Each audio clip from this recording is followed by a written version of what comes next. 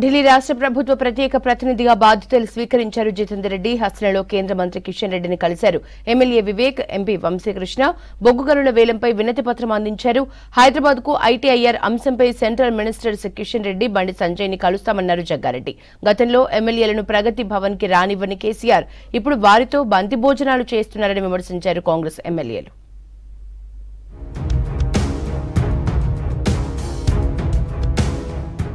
ఢిల్లీ రాష్ట్ర ప్రభుత్వ ప్రత్యేక ప్రతినిధిగా జితేందర్ రెడ్డి బాధ్యతలు స్వీకరించారు. కాంగ్రెస్ వ్యవహారాల ఇన్ఛార్జి దీపాదాస్ మున్షి, కాంగ్రెస్ ముఖ్య నేతలు కార్యక్రమానికి అటెండ్ అయ్యారు. తన ఛాంబర్లో బాధ్యతలు చేపట్టిన జితేందర్ రెడ్డికి అభినందనలు తెలిపారు మంత్రి కోమటిరెడ్డి వెంకటరెడ్డి, చెన్నూరు ఎమ్మెల్యే వివేక్ వెంకటస్వామి.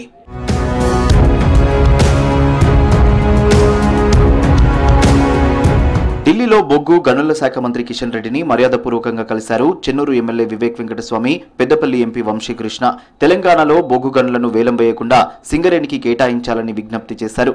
దీనికి సంబంధించి కిషన్ రెడ్డికి వినతి పత్రం ఇచ్చారు. ఎమ్మెల్యే వివేక్, ఎంపీ వంశీకృష్ణ విజ్ఞప్తులను పరిశీలించి నిర్ణయం తీసుకుంటామని హామీ ఇచ్చారు కిషన్ రెడ్డి.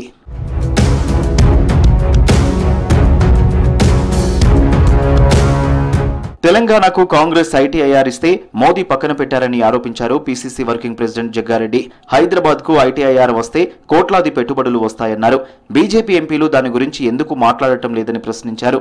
త్వరలోనే కిషన్ రెడ్డి, బండి సంజయ్ ని కలిసి హైదరాబాద్ కు ఐటీఐఆర్ తీసుకురావాలని రిక్వెస్ట్ చేస్తానన్నారు.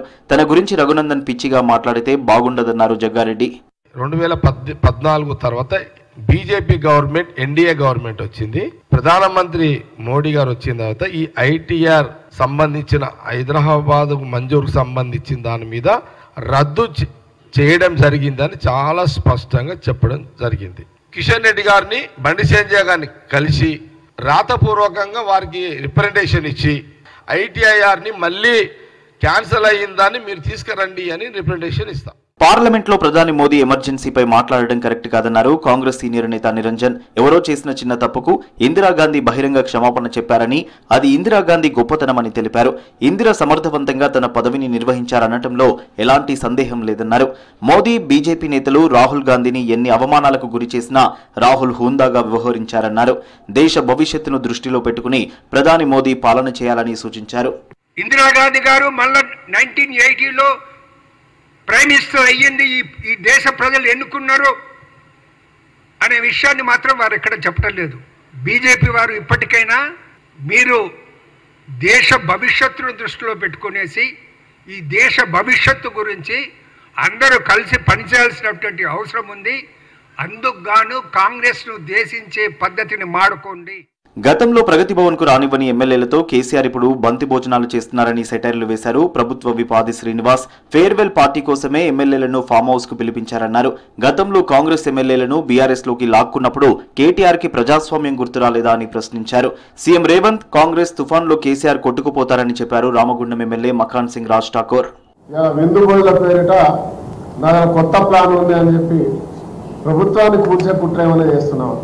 ఒకళ్ళు చేసేటంటే అది నీ కళ అని చెప్పి విధానం తెలియజేస్తాం.